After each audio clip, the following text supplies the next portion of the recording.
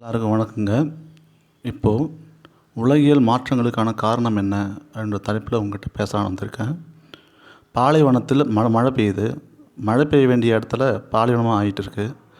இளம் வயசில் பருவம் ஏதும் சிறுமிகள், பருவமாறி பொழியும் மழை, பருவமாறி விளையும் பயிர்கள் போன்ற அசாதாரண சூழ்நிலைகள் மட்டுமல்லாது இயற்கையில் நிகழும் சாதாரண மாற்றங்களுக்கும் காரணம் என்ன அப்படின்ற கேள்விக்கான பதிலை தேடி புறப்பட போகிறோம்.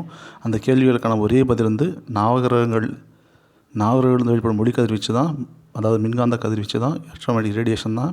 பஞ்சபூதங்களில் ஊடுருவும்போது பஞ்சீகரணம், அப்படி இல்லைன்னா பஞ்சபூத தன்மாற்றம், அப்படி இல்லைன்னா பஞ்சபூத விகாரம் அப்படின்னு ஒரு செயல்முறை நடக்குது. பஞ்சபூத விகாரம், அதில் விகாரம்ன்ற சொல்லுக்கு அர்த்தம் வந்து என்னென்னு பார்த்தீங்கன்னா மாற்றம், மாறுதல் அப்படின்னு சொல்லிட்டு அர்த்தம் தருது. அப்போ பஞ்சபூத விகாரம்னா பஞ்சபூத மாறுதல், பஞ்சபூத மாற்றம் அப்படின்ற அர்த்தத்தை எடுத்துக்கலாம்.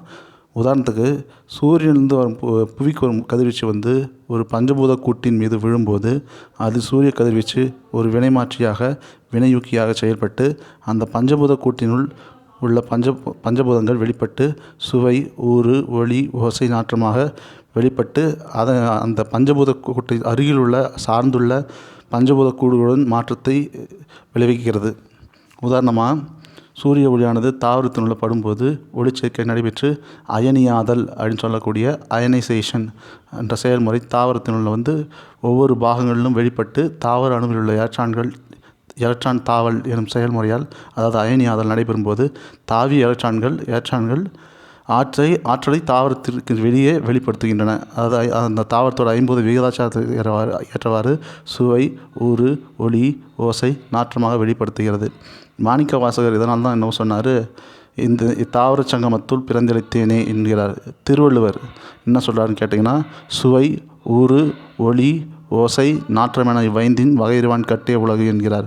புவியில் உள்ள 50 ஆற்றலானது ஒன்றிலிருந்து மற்றொன்றாக மாறுகிறது. அதாவது திடப்பொருள் திரவமாகவும், திரவப்பொருள் வாயுவாகவும், மீண்டும் வாயுப்பொருள் திரவமாகவும், திரவப்பொருள் திடப்பொருளாகவும் மாறிக்கொண்டே இருக்கிறது. இது தவிர புவியில் உள்ள 50 ஆற்றலானது அதே அளவில் தான் எப்போதும் இருக்கிறது. புவிக்கு புறத்தே இருந்து வரும் ஆற்றலானது இந்த புவியில் உள்ள 50 வினைமாற்றியாக மாற்றத்துக்கு உட்படுத்தும் ஆற்றலுக்கு புவியிலிருந்து புறத்தே வரும் ஆற்றல் வந்து புவியில் உள்ள 50 வினைமாற்றியாக மட்டுமே செயல்படுகிறது. இதிலிருந்து என்ன தெரிகிறதுன்னு பார்த்தீங்கன்னா, ஆற்றலை ஆக்கவோ அழிக்கவோ முடியாது, ஒரு வகை ஆற்றலை மற்றொரு வகை ஆற்றலாக மாற்ற முடியும் என்ற நியூட்டன் விதிகள் தெரிகிறது. ஆக மொத்தத்தில் புவியில் உள்ள நடைபெறும் அனைத்திற்கும் நவகிரகங்களிலிருந்து வெளிப்படும் ஒளிக்கதிர்வீச்சே காரணம் என கூறி மாற்றங்களுக்கான விதியை வெளிப்படுத்தியதாக கருதி விடைபெறுகிறேன். நன்றி, வணக்கம்.